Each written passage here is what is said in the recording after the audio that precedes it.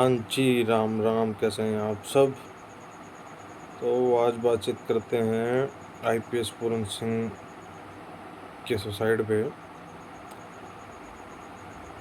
क्या फैक्टर्स होंगे कि किन रीजंस की वजह से ये चीज़ हुई? क्या वो करप्ट थे? क्या वो ईमानदार थे? या पहली बात तो ये, मेरे को कोई भी ऑफिशियल लगता ही नहीं सही। जो हमारी व्यवस्था है ना, वो आप सब बेहतर जानते हो।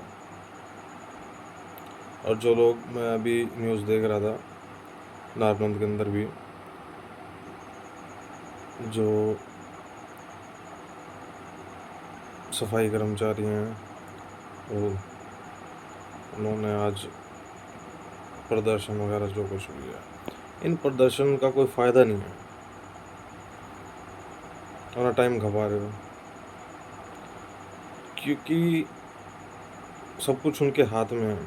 सरकार आप खुद चुनते हो, आपने खुद पावर दे रखी है ऐसे काम करने की।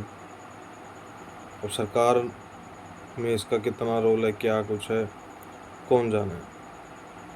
और सच आपके सामने कभी आ भी नहीं सकता।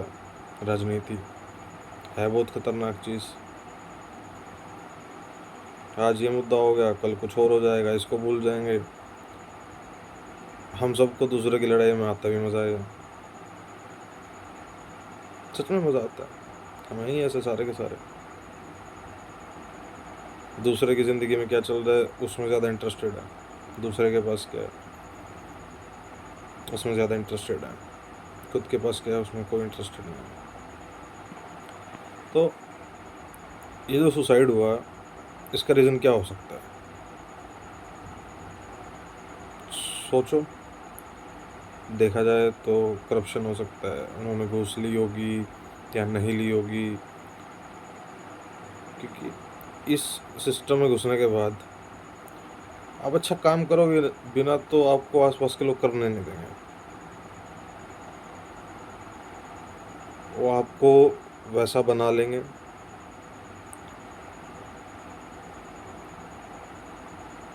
और इस दलदल में फंसते जाओगे। सही करोगे, गलत करो, मतलब वही चारों तरफ से फंसोगे ही फंसोगे। आज नहीं तो कल फंसना है। जो संदीप जी की वीडियो वायरल हुई, मैंने तो खैर नहीं देखी उन्होंने उसमें क्या बोला, बट जो मेंटल प्रेशर होता है एम्प्लॉयज़ के ऊपर सरकार का, जो राजा लोग हैं हमारे, इतना हरेस करते हैं, इतना हरेस करते हैं। और हरेस होते छोटे लोग ही हैं। छोटा बड़ा तो ऐसा कोई होता नहीं, लेकिन व्यवस्था ने कैटेगराइज कर दिया SC DSC OBC जनरल फलाना धमकाना। तो ये बात बिल्कुल सत्य है कि इस देश की राजनीति ने इस देश का बेड़ा गर्क कर रखा है।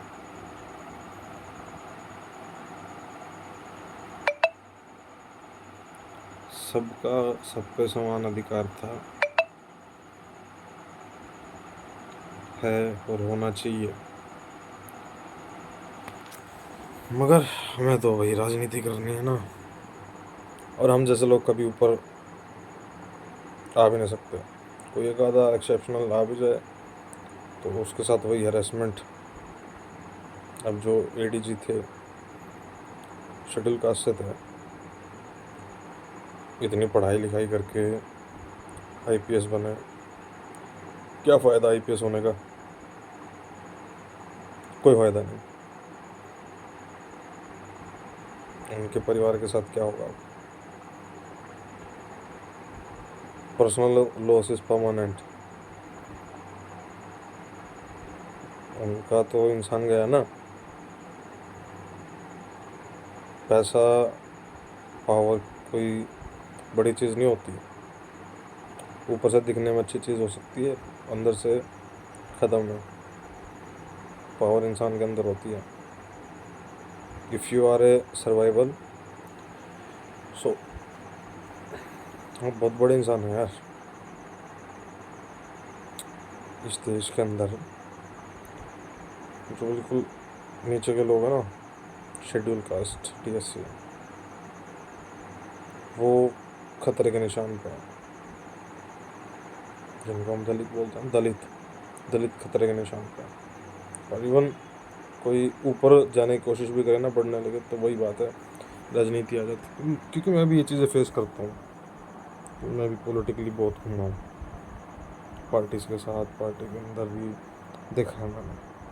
और कोई नहीं पूछता, सच में नहीं पूछता। कोशिश करें भी, बातचीत करें भी।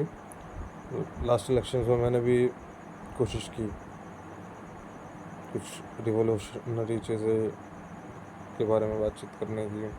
बहुत सारे रिवोल्यूशंस हो सकते हैं, उन सब के बारे में बातचीत करने की कोशिश की हमारे लीडर से। कोई रिस्पॉन्स नहीं, बस मतलब की चीज़ें होनी चाहिए। सोसाइटी हर टाइम के साथ, हर जनरेशन के साथ अपग्रेड होती है, करनी पड़ेगी। क्योंकि जिस हिसाब से टेक्नोलॉजी चेंज होती है, उस हिसाब से हमें भी चेंज होना पड़ता है। उस चीज़ के ऊपर किसी का ध्यान नहीं है। हमें सिर्फ ये दिखता है कि रट्टा मारो, उड़ो, तंत्र के अंदर घुसो, बैठ के खाओ। और जितने ऑफिसर हैं सब यही कर रहे हैं। उनसे ये पूछ के देखना, अब वो पढ़ते हैं? वो उनमें से कई तो ऐसे कहेंगे कि सिलेक्शन होने से पहले पढ़ दिया, अब कौन पढ़ेगा। पढ़ाई की कोई समय सीमा नहीं होती है, सारी उम्र ना पढ़ता है। तो ऐसा क्यों है, ये सारी चीज़ें हैं क्यों? हम इसको क्यों नहीं ठीक कर सकते? ठीक करना भी चाहे तो वही चीज़ हमारा लालच हमें ठीक करने नहीं देगा। It's a hard truth. मैं ये चीज़ें फेस करता हूँ क्योंकि मेरा गवर्नमेंट जॉब का कोई फोकस नहीं, ना था, ना है, ना कभी होगा। फैमिली प्रेशर में भी देख लिया, साफ मना कर दिया, even graduate drop out. But मेरा ध्यान एंटरप्रेन्योरशिप पे है। कोशिश करेंगे, होगा ठीक है, नहीं होगा तो भी ठीक है। तो और सोसाइटी में इस चीज़ को एडमायर करना चाहिए, बल्कि हमें बहुत गलत नज़र से देखा जाता है, दुत्कारा जाता है। ये हर कोई चाहता है कि उनका बेटा सचिन तेंदुलकर बने, बड़ा इंसान बने, लेकिन उनका माँ बाप को नहीं बनना चाहता।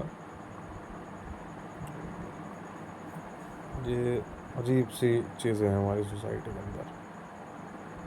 तो सब लोग ठीक बोलो, ऐसा ना हो कि ये जो यूथ है ना आज का, ये जिस दिन फ्रस्ट्रेट हो गया और ये सब ठीक करने पे आ गया ना आप सबको, तो हमें तो अपनी कोई चिंता है नहीं, लेकिन जिस दिन ये फ्रस्ट्रेट हो गए, वायलेंट हो गया ना, और बहुत कुछ नुकसान हो जाएगा। क्योंकि जितना भी यूथ जेलों के अंदर पड़ा है, इन क्राइम्स का कारण कौन है? हमारी व्यवस्था है। और हमारी व्यवस्था पूरी की पूरी फ्लॉप है, फ्लॉप शो है पूरा। सबसे अनसिविलाइज्ड लोग हैं हम, अनसिविलाइज्ड, सिविक सेंस ज़ीरो।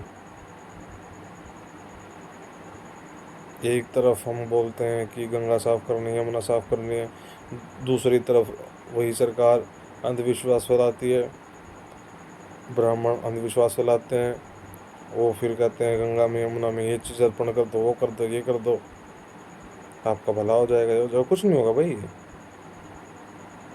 आप लोग आए हो, चले जाओगे, दैट्स इट। ज़्यादा चक्करों में मत पड़ो भाई। ये सब सरकारों से कहूँगा मैं अभी भी, इस व्यवस्था को ठीक बना लो। राज करने का, राजशाही जो है ना, इसको सेवा के हिसाब से कर लो, वरना वो दिन दूर नहीं है कि इस देश के अंदर बहुत गलत चीज़ें हो सकती हैं। ये मैं तो खैर क्यों करूँगा, बट जैसे जैसे ये चीज़ें देखने को मिल रही है ना, तो बहुत क्योटिक चीज़ें हैं। प्लीज़ आप सबसे निवेदन है, चीज़ों को सही करने की कोशिश कर लो।